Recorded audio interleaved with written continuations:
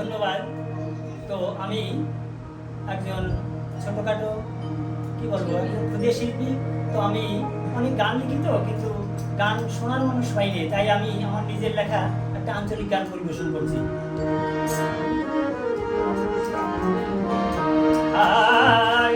ওরে সবাই আমায় মন্দ বলে, সবাই আমায় মন্দ বলে, ভালো কেউ তো বাসে না, না না না রে, গান গাওয়া আমার হবে না, না